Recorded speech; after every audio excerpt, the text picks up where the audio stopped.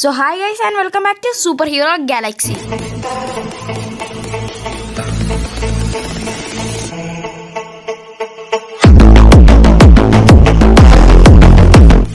Avengers end game വളരെയധികം shocking ആയിട്ടുള്ളൊരു സിനിമയായിരുന്നു. കാരണം നമ്മുടെ ക്യാപ്റ്റൻ അമേരിക്ക നമ്മുടെ തോറിൻ്റെ മ്യോൾനിയർ എടുത്ത് ഉയർത്തിയ സീനൊക്കെ വേറെ ലെവലായിരുന്നു, വളരെയധികം ഷോക്കിങ്ങും ആയിരുന്നു. സോ നമ്മൾ ഇന്ന് നോക്കാനായിട്ട് പോകുന്നത് നമ്മുടെ വേർത്തി ക്യാപ്റ്റൻ അമേരിക്ക വേഴ്സ് തോറാണ്. സോ ഈ തോർ, അതായത് എൻഡ് ഗെയിമിലെ ഫാറ്റ് തോറിനെ അല്ല, നല്ല അഡൾട്ടായിട്ടുള്ള തോറിനെയും നല്ല അഡൾട്ടായിട്ടുള്ള, അതായത് എൻഡ് ഗെയിമിലെ ക്യാപ്റ്റൻ അമേരിക്ക ആയിരിക്കും നമ്മൾ വേഴ്സസ് ചെയ്യുന്നത്. സോ 3 സെക്ഷനാണ്. ഒന്ന് ക്യാപ്റ്റൻ അമേരിക്കയ്ക്ക് മ്യോൾനിയറും കൊടുത്തു, തോറിന് സ്റ്റോം ബ്രേക്കറും കൊടുത്തു. രണ്ടാമത്തത് ഇത് തിരിച്ച്, അതായത് ക്യാപ്റ്റൻ അമേരിക്കയ്ക്ക് സ്റ്റോം ബ്രേക്കർ, തോറിന് മ്യോൾനിയർ. മൂന്നാമത്തത് 2 ആയുധങ്ങളും കൈവച്ച് എടുക്കാം. സോ രണ്ടും വെച്ച് ആർക്ക് വേണേലും പിടിച്ച് അങ്ങോട്ടും ഇങ്ങോട്ടും ഉള്ളൊരു നാച്ചുറൽ ഫൈറ്റ്. സോ എന്തായാലും ഇന്നത്തെ വീഡിയോയിലേക്ക് കടക്കാം. സോ എല്ലാവരും ലൈക്ക് ചെയ്യുക, ഷെയർ ചെയ്യുക, സപ്പോർട്ട് ചെയ്യുക, സബ്സ്ക്രൈബ് ചെയ്യുക. സോ വീഡിയോയിലേക്ക് പോയേക്കാം. സോ മാർവലിലെ വളരെയധികം ശക്തനായിട്ടുള്ള ഒരു സൂപ്പർ ഹീറോ ആണ് Thor, god of thunder. So തോറിൻ്റെ മ്യോൾനിയർ എന്ന് പറയുന്ന ആയുധം ഉപയോഗിച്ച് ഫൈറ്റ് ചെയ്യുന്നതിനേക്കാളും വേറെ ലെവലായിട്ടായിരുന്നു സ്റ്റോം ബ്രേക്കർ ഉപയോഗിച്ച് തോറ് ഫൈറ്റ് ചെയ്യുന്നത് നമ്മൾ ഇൻഫിനിറ്റി വാറിൽ കണ്ടത്. സോ നല്ല രീതിക്ക് തന്നെ ആ ഇൻഫിനിറ്റി വാറിൽ തോറ് പെർഫോം ചെയ്തു. സോ അതിൽ നിന്നൊക്കെ മനസ്സിലാക്കാം മ്യോൾനിയർ ഉപയോഗിച്ച് തോറിന് വേറെ ലെവലായിട്ട് ഫൈറ്റ് ചെയ്യാനായിട്ട് സാധിക്കും. സോ തോറിൻ്റെ പവേഴ്സ് നോക്കുകയാണെങ്കിൽ സൂപ്പർ ഹ്യൂമൻ സ്ട്രെങ്ത്, ഒരു ഭൂമിയെക്കാളും വെയിറ്റ് തോറിന് കോമിക്സിൽ എടുത്തുയർത്താൻ സാധിക്കും. കോമിക്സിൽ അങ്ങനെ എടുത്തുയർത്തിയിട്ടുമുണ്ട്. അതേപോലെ തന്നെ സ്റ്റാമിന, വർഷങ്ങളോളം ഫൈറ്റ് ചെയ്യാനുള്ള സ്റ്റാമിന തോറിനുണ്ട്. അതേപോലെ തന്നെ ഡ്യൂറബിലിറ്റി ഉണ്ട്. ചെറിയ രീതിക്ക് എങ്കിലും ഹീലിംഗ് ഫാക്ടർ ഉണ്ട്. ചെറിയ രീതി എന്ന് പറഞ്ഞാൽ വെറും ചെറുതല്ല, അതായത് ഡെഡ് പൂളിൻ്റെ അത്രയൊന്നും ഇല്ല, അതായത് കുറച്ചൊക്കെ അത്യാവശ്യം ഹീലിംഗ് ഫാക്ടറും തോറിന് ഉണ്ട്. അതേപോലെ തന്നെ ലൈറ്റ്നിങ്ങും തോറിൻ്റെ ഒരു പവറാണ്. സോ സ്റ്റോം ബ്രേക്കർ ഉപയോഗിച്ച് തോറിന് ബൈഫ്രോസ്റ്റ് ഓപ്പൺ ചെയ്യാനായിട്ട് സാധിക്കും. സോ എന്തായാലും സ്റ്റോം ബ്രേക്കർ ഉള്ള തോർ വളരെയധികം പവർഫുള്ളാണ്. So Thanos full infinity stone ഉണ്ടായിട്ട് പോലും തോറിൻ്റെ മുമ്പിൽ താനോസിന് ആ സമയത്തൊന്നും ചെയ്യാനായിട്ടൊത്തില്ല. സോ വേറെ ലെവൽ പവർഫുള്ളാണ് സ്റ്റോം ബ്രേക്കർ ഉള്ള തോർ.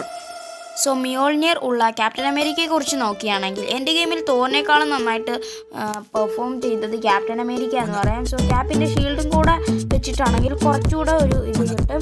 സോ രണ്ടും വെച്ച് താനോസിനെതിരെ നല്ല രീതിക്ക് പിടിച്ചു നിന്നിരുന്നു. വളരെയധികം പവർഫുള്ളാണ്. സോ നോർമൽ ക്യാപ്റ്റൻ അമേരിക്ക, അതായത് worthy captain America normal captain അമേരിക്കയെക്കാളും വളരെയധികം പവർഫുള്ളാണ്. സോ മ്യോൾനിയർ ഉള്ളത് കൊണ്ട് തന്നെ ലൈറ്റ്നിങ്ങും ഈ ക്യാരക്ടറിന് ഉപയോഗിക്കാനായിട്ട് സാധിക്കും. പിന്നെ നല്ലൊരു ഹാൻഡ് കോമ്പാക്റ്റിനും കൂടിയാണ് ക്യാപ്പ്. അതേപോലെ തന്നെ സ്ട്രെങ്ത്, ഒരു സൂപ്പർ സോൾജിയറിന്, അതായത് സൂപ്പർ സോൾജിയർ സിറം കുത്തിവെച്ച ഒരാൾക്ക് എത്രത്തോളം സ്റ്റാമിന കാണുമോ അതിനേക്കാളും സ്റ്റാമിന ക്യാപ്പിനുണ്ട്. കാരണം ക്യാപ്റ്റൻ്റെ ആറ്റിറ്റ്യൂഡ് തന്നെയാണ്. ഹാൻഡ് കോമ്പാക്റ്റിൽ MCUവിൽ ഏറ്റവും 1ാം സ്ഥാനത്ത് ഇരിക്കുന്നത് ക്യാപ്റ്റനാണ്. സോ കോമിക്സിൽ ഷങ്കി ആണെങ്കിലും MCU എടുത്ത് നോക്കുകയാണെങ്കിൽ അവിടെ 1ാം സ്ഥാനം ക്യാപ്റ്റന് തന്നെ ഉള്ളതാണ്. സോ വേറെ ലെവൽ പവർഫുള്ളാണ് ക്യാപ്പ്. സോ ഈ സെക്ഷനിലെ വിന്നറിനെ നോക്കുകയാണെങ്കിൽ നമ്മൾ ജസ്റ്റ് ഒന്ന് കമ്പയർ ചെയ്ത് നോക്കുകയാണ്. സോ ക്യാപ്പ് മ്യോൾനിയർ ഉപയോഗിച്ചിട്ടുള്ളത്, അല്ലെങ്കിൽ സ്റ്റീവ് റോജേഴ്സ് മ്യോൾനിയർ ഉപയോഗിച്ചിട്ടുള്ളത് ഒരേ ഒരു സിനിമയിൽ മാത്രമാണ്. അതുകൊണ്ട് തന്നെ വലിയ രീതിക്കുള്ള എക്സ്പീരിയൻസ്, അതുപയോഗിച്ച് നല്ല രീതിക്ക് പെർഫോം ചെയ്തു എങ്കിൽ പോലും നല്ല രീതിക്കുള്ള എക്സ്പീരിയൻസ് നമ്മുടെ ക്യാപ്റ്റനില്ല. സോ സ്റ്റോം ബ്രേക്കർ വെച്ച് തോർ ഫൈറ്റ് ചെയ്തിട്ടുള്ളത് 2 സിനിമയിലാണ്. സോ ക്യാപ്റ്റനേക്കാളും കൂടുതൽ നേരം തോറ് ആ സിനിമയിൽ ഇൻഫിനിറ്റി വാറിൽ സ്റ്റോം ബ്രേക്കർ വെച്ച് ഫൈറ്റ് ചെയ്ത് നിന്നു. സോ അതിൻ്റെ കാര്യത്തിൽ, ഒരു എക്സ്പീരിയൻസിൻ്റെ കാര്യത്തിൽ മുന്നിൽ തോറ് തന്നെയാണ്.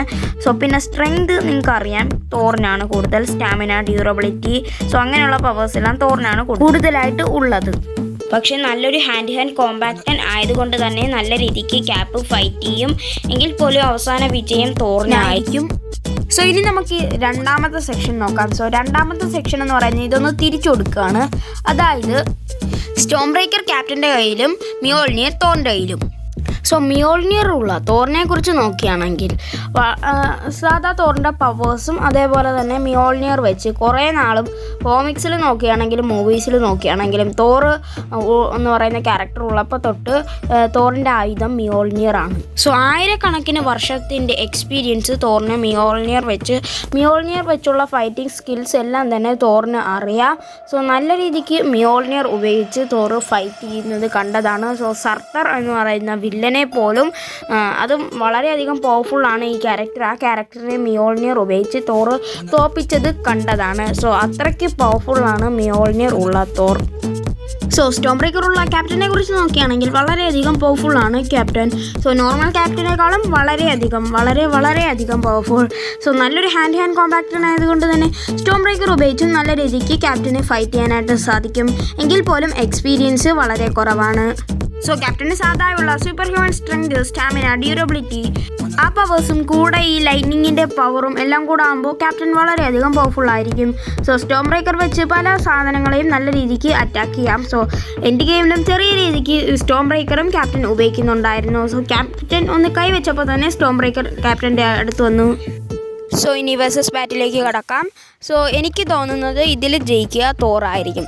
കാരണം നമ്മൾ ശ്രദ്ധിച്ചിട്ടുണ്ട് നോക്കിക്കഴിഞ്ഞാൽ നമുക്ക് കാണാൻ പറ്റും. സോ തോർ സ്റ്റോം ബ്രേക്കർ മിക്കവാറും പിടിച്ചുകൊണ്ടിരിക്കുന്നത് അല്ലെങ്കിൽ എവിടേക്കെങ്കിലും ഒക്കെ അടിക്കുന്നതൊക്കെ 2 കൈ വെച്ചായിരിക്കും. സോ 2 കൈ വെച്ചായിരിക്കും അത് പിടിച്ചുകൊണ്ടിരിക്കുക. സോ അതേപോലെ തന്നെ അതിൻ്റെ പറയുന്നത് അതിന് നല്ല വെയിറ്റും അതേപോലെ തന്നെ നല്ല ലെങ്തും അല്ലെങ്കിൽ നല്ല നീളവും ഉണ്ടെന്നാണ്. അതുകൊണ്ട് തന്നെ ക്യാപ്റ്റന് അത് പിടിച്ച് പൊക്കാനും നല്ല രീതിക്ക് ഫൈറ്റ് ചെയ്യാനൊക്കെ സാധിക്കുമെങ്കിൽ പോലും ഒരു പരിമിതിയുണ്ട്. അതായത് തോറ് സ്റ്റോം ബ്രേക്കർ ഉപയോഗിച്ച് ഫൈറ്റ് ചെയ്യുന്ന പോലെ പറ്റത്തില്ല.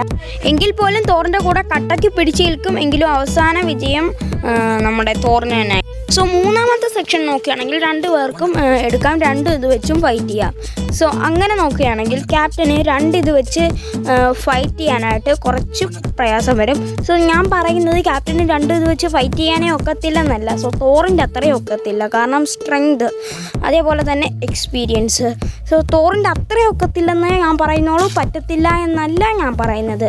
അതുകൊണ്ട് തന്നെ ക്യാപ്റ്റൻ 2 വെച്ച് ഫൈറ്റ് ചെയ്യുകയാണെങ്കിൽ തോറിനോട് നല്ലതായിട്ട് പിടിച്ചിരിക്കും. തോറിന് കുറേ അടി കൊടുക്കുകയും ചെയ്യും. പക്ഷെ കുറച്ച് നേരത്തിനുള്ളിൽ തന്നെ തോറിൻ്റെ കയ്യിലേക്ക് ഇതിൽ ഏതെങ്കിലും ഒരു ആയുധം എത്താനും അത് വെച്ച് ക്യാപ്റ്റനെ അടിക്കാനും മറ്റേ ആയുധവും തോറിൻ്റെ കയ്യിൽ കിട്ടിക്കഴിഞ്ഞാൽ പിന്നെ നമ്മുടെ ക്യാപ്റ്റൻ വെറും നോർമൽ ക്യാപ്റ്റനായിട്ട് മാറും. സോ അതുകൊണ്ട് തന്നെ മൂന്നാമത്തെ വിന്നറും തോർ തന്നെയാണ്. സോ തോറിനൊരു അഡ്വാൻറ്റേജ് കൊടുക്കുന്ന കാര്യങ്ങൾ സ്ട്രെങ്ത്, ഡ്യൂറബിലിറ്റി, സ്റ്റാമിന, എക്സ്പീരിയൻസ് ആണ്. സോ ഇത്രയും കാര്യങ്ങൾ കൊണ്ടാണ് തോർ ഇതിൽ വിൻ ചെയ്യുമെന്ന് ഞാൻ പറയുന്നത്.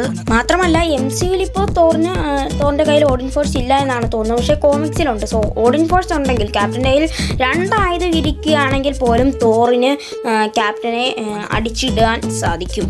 സോ ഓഡിൻ ഫോഴ്സ് അത്രയ്ക്ക് പവർഫുള്ളാണ്. സോ ഓഡിൻ ഫോഴ്സ് എത്രത്തോളം പവർഫുള്ളാണെന്നുള്ള ഒരു വീഡിയോ വേണമെങ്കിൽ ജസ്റ്റ് കമൻറ്റ് ചെയ്യാൻ ഞാൻ ചെയ്യുന്നതായിരിക്കും. സോ പുതിയൊരു വീഡിയോ കാണാം. എല്ലാവർക്കും ഗുഡ് ബൈ.